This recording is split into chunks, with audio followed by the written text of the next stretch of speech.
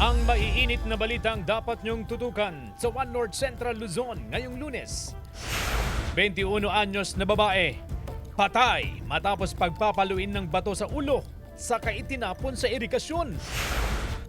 Pananalisin ang dalawang lalaking sakay ng motorsiklo sa nakaparadang sasakyan sa pool sa CCTV. Brigada Eskwela, nagsimula na ngayong June 1. Nasa 136,000 ang classroom backlog ayon sa DepEd. At asong fur guide, kinaaaliwan dahil sa kakaibang teknik sa pagbaba sa bundok. Ito ang GMA Regional TV, One North Central Luzon. Magandang hapon, ako po si Chris Zuniga. Nagsimula na ngayong araw ang Brigada Eskwela at nasa 136,000 ang classroom backlogs. Ayon po yan sa DepEd. Kaya makibalita tayo live kay Jasmine Gabriel Galban. Jasmine? Chris, kabilang sa binibigyang pansin ngayon ng Department of Education ay yung posibleng kakulangan sa classroom at maging sa mga silya o upuan ng mga learners. Tulong-tulong sa paglilinis ang daan-daang volunteer sa pagsisimula ng Brigada Eskwela 2026 sa Mangaldan National High School. Kabilang sa mga maaga nagtungo sa eskwelahan para makiisa sa Brigada Eskwela ang 62 anyos na si Aling Beth. Sa kabila ng kanyang edad, masaya raw siyang makatulong sa paghahanda ng eskwelahan sa pagsisimula ng klase sa June 8. Ay, yung tinumpok na namin, iniintay po namin yung mag-aakot. Yan ang sinabi niya. Sinimulan na rin i-repaint ang mga upuan. Ito po kasi yung para sa mga yung mga next student po na mag-aaral. Isa sa posibleng problema ng Mangaldan National High School sa pagsisimula ng balik eskwela ay ang kakulangan sa upuan. Marami kasi mga upuan ang sira na at hindi na kaya pang i-repair. At kung lalampas ng 8,000 ang bilang ng kanilang estudyante ay kukulangin daw ng upuan. Kaya naman ngayon pa lamang ay bumibili na ng mga bagong monoblock chair ang pamunuan ng Manghay para may magamit ang mga estudyante. Nakikita rin natin na isa sa mga dahilan, although ang school naman may contingency na ginagawa para mabigyan natin ng paraan yung shortage ng upuan. Puspusan din ang inspeksyon sa mga gusali at silid-aralan sa buong Region 1. May mga monitoring activities po na sinasagawa ang mga engineers po natin para just in case na may makita po sila ma'am na kasiraan ay agad-agad na po ma'am na ina-address lahat na ito ma'am para always na ready po ma'am yung mga classrooms po natin. Aabot sa 28 million na estudyante ang naka-enroll na para sa school year 2026-2027 ayon sa DepEd. Mahigit 1 milyon naman ang teaching at non-teaching personnel sa public elementary at secondary schools. Base sa mga bilang na yan, posibleng nasa 35:1 ang student-to-teacher ratio sa mga lower levels, habang 45:1 naman sa higher levels. Ang classroom backlog nasa 136,000. Sisimulan ngayong school year ang trimester school calendar. Mahigit 200,000 tupad workers ang ipinadala ng Department of Labor and Employment sa iba't ibang paaralan para tumulong sa Brigada Eskwela. Ayon sa DOLE, nasa 2 bilyong piso ang budget para dyan. Maaring ma-deploy ng hanggang 10 araw ang mga tupad worker sa isasagawang Brigada Eskwela. Chris, dito naman sa Kalasyo Comprehensive National High School, sa unang araw ng Brigada Eskwela ay natapos ng linisin o ayusin yung mga silid-aralan, ganun din yung compound ng eskwelahan. Bukas, nakaschedule naman yung pruning ng mga punong kahoy at yung trimming sa mga halaman. Samantala, Chris, ayon sa DepEd Region 1, kasabay ng Brigada Eskwela ay may nag-iikot din from Engineering Department ng DepEd para ma-check at ma-monitor yung mga school buildings sa buong Region 1 para matiyak yung safety at welfare ng mga learners. Chris? Maraming salamat, Jasmine Gabriel Galban. Patay ang 21 anyos na babae matapos na pagpapaluin ng bato sa kanyang ulo sakay tinapon sa irigasyon sa San Jose City, Nueva Ecija. Naka-alerto, CJ Torida. Sa CCTV footage na hawak ng San Jose City Police, makikita ang isang lalaki at isang babaeng magkaangkas sa motorsiklo pasado 1:00 ng madaling araw noong May 20. Sa isa pang CCTV footage, makikita ang parehong lalaking nakamotorsiklo na wala ng angkas. Bandang 7:00 ng umaga ng parehong araw, isang bangkay ng babae ang nakita sa irigasyon sa Barangay Malasin. Sa investigasyon ng pulisya, napag-alaman na siya ang babaeng angkas ng motorsiklong nakuhanan sa CCTV. 21 anyos, tubong lupaw, at ang lalaking kasama, pinsang buo ng babae at lumalabas na dati niyang karelasyon. Nauna rito, nagkainuman umano ang biktima at sospek. Kasama ang isa pa nilang pinsan na babae at isa pang lalaking sinasabing kasalukuyang nobyo ng biktima. Hanggang sa umalis ang sospek at biktima sakay ng motorsiklo upang maghanap at bumili ng pagkain. Nang bumalik ang sospek, hindi na niya kasama ang biktima. Sa investigasyon ng pulisya, pinagpapalo ng sospek ang ulo ng biktima gamit ang bato sa itinapon sa irigasyon. Nagkaroon po sila ng pag-aaway. Sa sobrang galit na rin ng ating sospek, napalo niya ng bato sa mukha. Nasundan pa po ng palo sa likod. Sa tulong ng mga CCTV footage, natuntun at naaresto ang sospek. Aminado ang sospek sa ginawang krimen. Matinding selos ang motibo sa krimen. At nasampa na po ng kasong murder ang ating sospek. Tumangging magbigay ng pahayag ang sospek. Hustisya ang hiling ng mga kaanak ng biktima. CJ Torida, One North, Central Luzon. Dalawang lalaking sakay ng motorsiklo ninakawan ang nakaparadang sasakyan sa Mabalacat City, Pampanga. Nakatutok, Joel Fernandez. Mabilis na pinasok ng kawatan ang isang nakaparadang kotse sa harap ng isang panaderya sa Mabalacat City, Pampanga. Sa panayam ng GMA Regional TV sa may-ari ng kotse, pasado mag-aalas 11 ng gabi noong Martes, bumaba siya sa bakery upang bumili ng itlog. Habang nasa loob ng tindahan, biglang sumalisi ang dalawang kawatan na sakay ng motorsiklo. Sa CCTV footage, makikita ang mabilis na pagbaba ng isang lalaking sakay ng motorsiklo. Sinilip ang loob ng nakaparadang sasakyan, binuksan ang pinto at tinangay ang bag sa loob. May nag-message sa akin, bumaba ako, hawak ko yung phone ko. That time nagme-message ako and then hinihintay ko yung sukli ko. Tapos hindi ko na napansin na meron na palang nakapasok sa sasakyan ko. Sa may bridge ng Santo Rosario, napansin ko wala yung bag ko and then bumalik ako sa store and then nag-asa ko ng CCTV. Naglalaman ng bag ng pera, alahas, wallet at mga ID na umaabot sa halagang 200,000 pesos. Actually, meron na tayong POI kung saan yung background nila. Ganito talaga ang kanilang mga modus. Involved sila sa salisi, tsaka robbery, tsaka sa drugs na rin. Yung mga POI natin ito, nakulong na sila pero upon verification ngayon nakalabas na nga. Tukoy na at pinaghahanap na raw ng PNP ang mga posibleng responsable sa krimen. Nanawagan ng biktima sa sino mang makapagbibigay ng impormasyon na makipag-ugnayan sa otoridad para sa mabilis na pagka-aresto ng mga kawatan. Joel Fernandez, One North, Central Luzon. Isang patay sa salpukan ng dalawang pampasaherong bus sa Marcos Highway sa Benguet. Tutukan sa report. Nagsalpukan ang dalawang bus ng Victory Liner sa bahagi ng Marcos Highway sa Barangay Taloy Sur, Tubay, Benguet, pasado alas 8 ng gabi noong Sabado.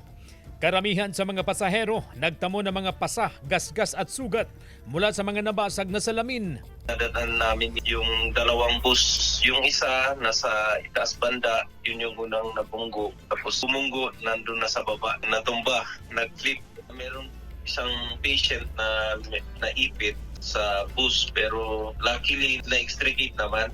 Sa datos ng MDRRMO, umabot sa 75 pasahero ang dinala sa iba't ibang ospital. Kinumpirma ng pamunuan ng kumpanya ng bus na may isang pasaherong nasawi. Lumalabas sa investigasyon ng mga otoridad na nawalan ng preno sa pakurbang bahagi ng kalsada ang ordinary bus na may 87 sakay. Pababa na ito mula sa Baguio nang makasalpukan ng pabagyo namang air-conditioned bus na may 39 na pasahero. Nahagip din ng ordinary bus ang isang SUV bago bumangga sa pader sa gilid ng kalsada at tumagilid. Accident prone daw ang lugar. Long sharp curve kasi, yun nga, diretsong pababa. So baka yung preno natin uminit, kaya bumigay na. May mga tinitingnan ng pulisya na sanhi ng disgrasya. Sa initial na investigasyon po natin, sir, is ang claim ng yung isang bus is nawalan siya ng preno, which is i-confirm naman natin dito sa ginagawa nating investigasyon. Sasama namin sa investigation, sir, kasi ang capacity ng bus natin is 68, sa initial investigation natin is 87 ang sakay po niya. Sa inilabas na pahayag, humingi ng pasensya ang pamunuan ng kumpanya ng bus sa nangyaring aksidente. Nagsasagawa rin daw sila ng sariling investigasyon at nakikipagtulungan sa mga otoridad at ahensyang nakatutok sa investigasyon. CJ Torida, One North Central Luzon. Samantala, presyo ng karne ng baboy bumaba sa pamilihan ng Dagupan City. Narito ang report ni Sandy Salvacio. Good news para kay Chef Christian ang pagbaba sa presyo ng karne ng baboy sa pamilihan. Mas na kami dahil mas kumikita pa kami ng mas Pero kabaliktaran daw ito sa mga nagtitinda ng karne ng baboy sa Malimgas Public Market sa Dagupan City. Kasabay kasi ng pagbaba ng presyo ay ang pagtumal ng bentahan. Pero minsan, kung mababa ang baboy, mas medyo mahina. Pag mataas, malakas. Dahilan siguro sa mapagmura, may nagkakatay sila sa mga bahay-bahay, pinauutang nila. Ganun. Bumaba ng 10 piso ang presyo ng kada kilo ng kasim, pigi at pork chop. Ganon din ang liempo. Paliwanag ng sinag, bunsod ito ng pagbaba sa presyo ng live weight ng baboy. Ang dating nasa 195 pesos kada kilo na live weight price sa Northern Luzon, ngayon ay nasa 180 pesos kada kilo na lang. Of course, lugi na naman yung mga racers. Gusto nila ialaga siguro ng mas malaki para medyo yung gain in weight doon nila hahabulin. Nararanasan pa rin daw ang oversupply sa lokal na karne ng baboy. Bumaba rin ang presyo ng imported na karne ng baboy na bunsod din ng oversupply. Hiling ng sinag sa pamahalaan. Ibalik sa 30% ang taripa ng imported pork meat products upang maiwasan ang tuluyang pagkalugi ng mga hog racer at pork vendors. The best way, ibalik yung tariff sa 30% para at least yung landed cost almost the same dito sa ating local na dress. Kasama si Daryl Peralta, Sandy Salvacio, One North, Central Luzon. Ito ang GMA Regional TV, One North Central Luzon.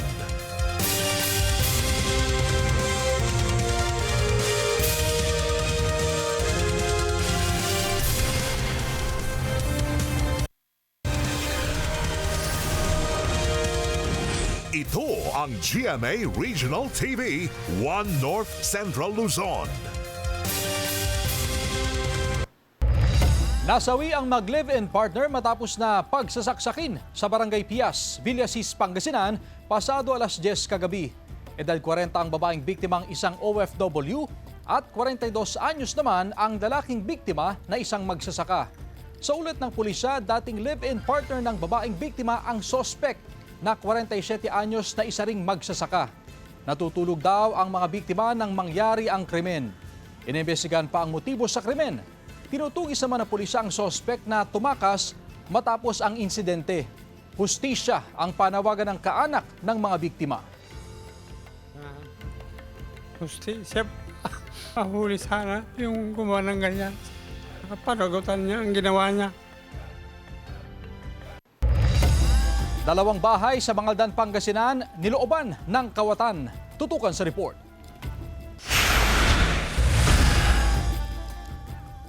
Sa video na ito, makikita ang paghinto ng motorsiklo sa gilid ng kalsada sa Barangay Salay, Mangaldan, Pangasinan, bandang alas 4 ng madaling araw ng Sabado.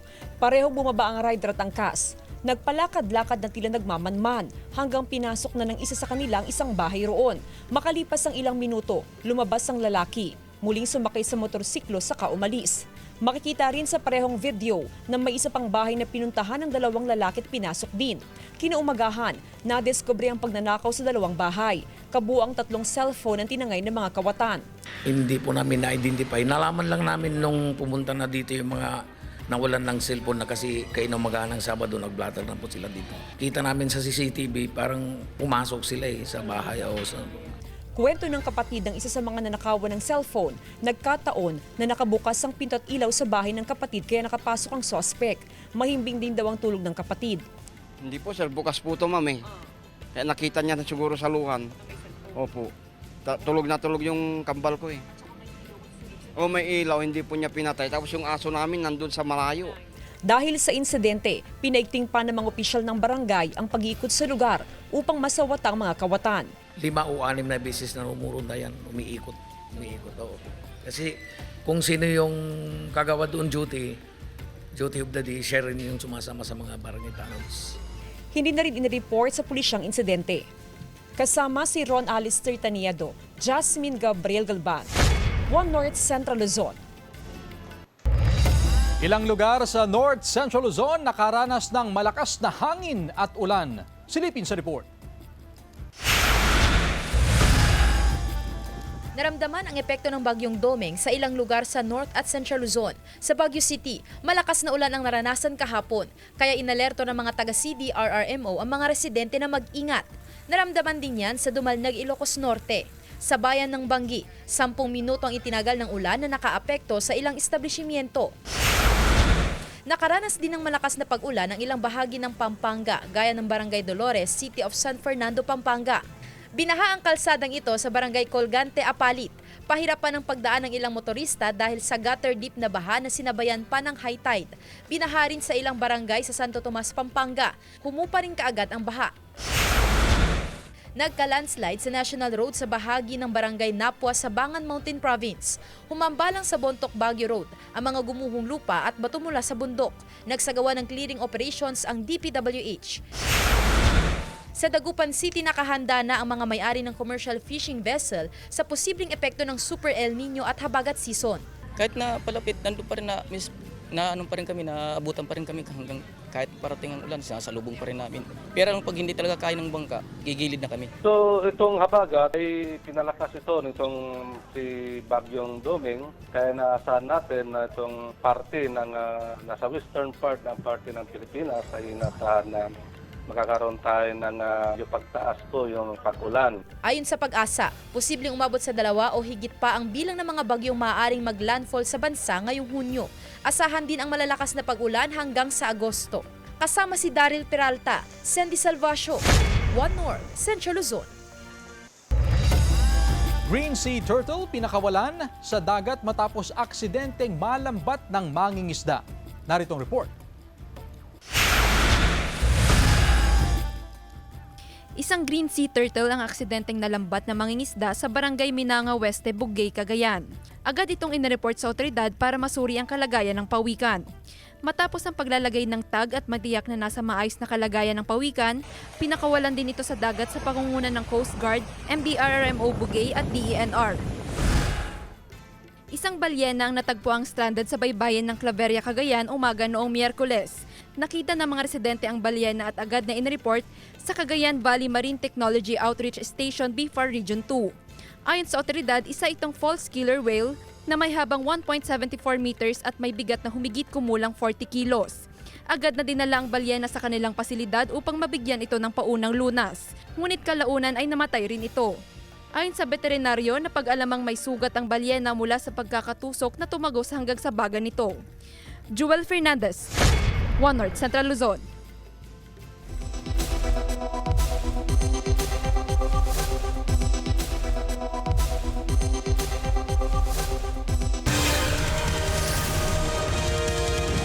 Ito ang GMA Regional TV, One North Central Luzon.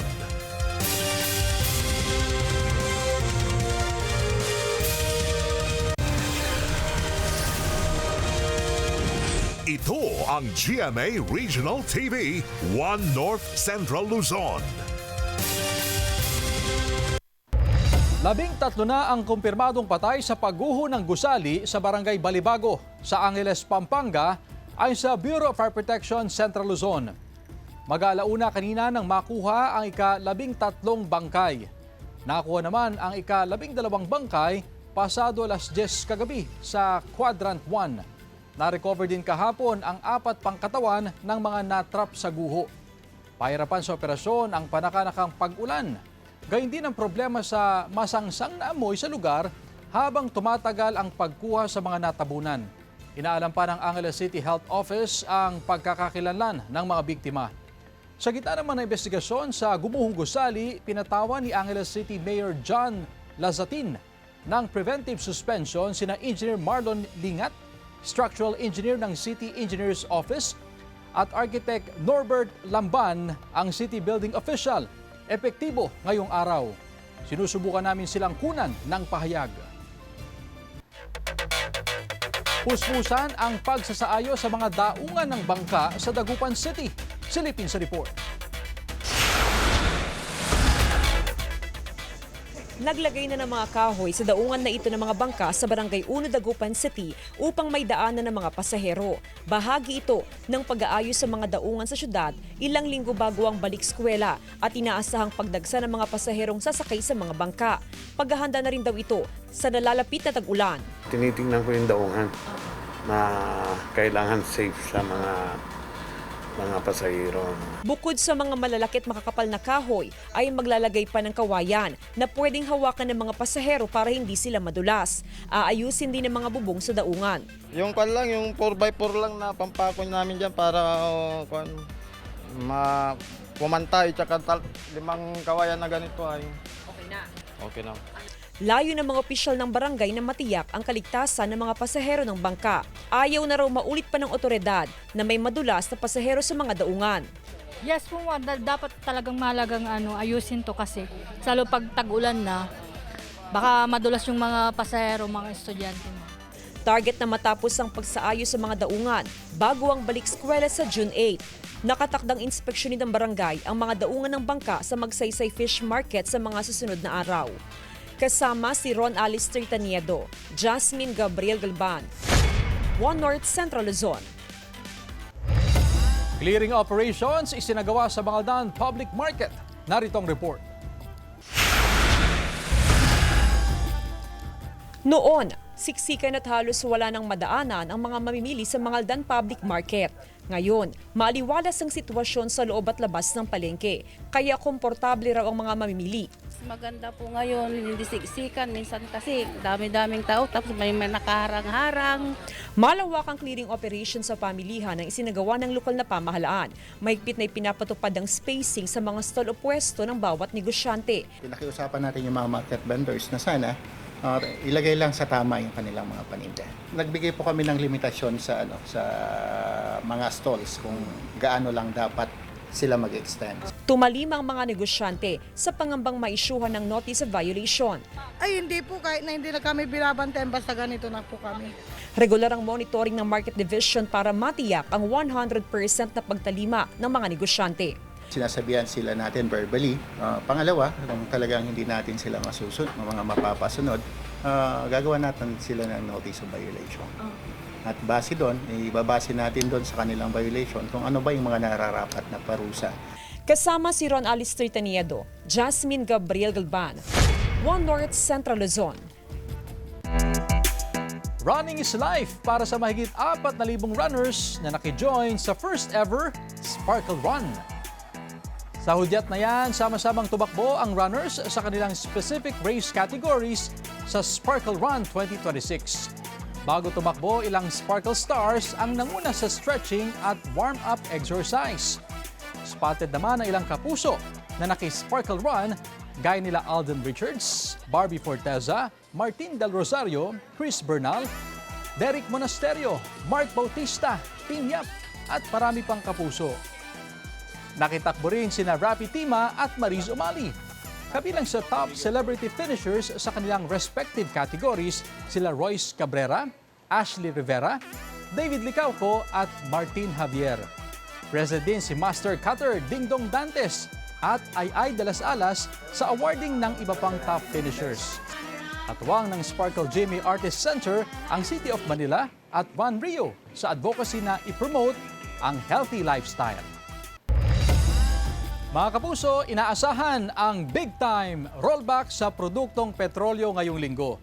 Sa tansya ng Energy Department, 7 pesos and 50 centavos hanggang 8 pesos and 50 centavos ang posibleng tapyas sa kada litro ng diesel.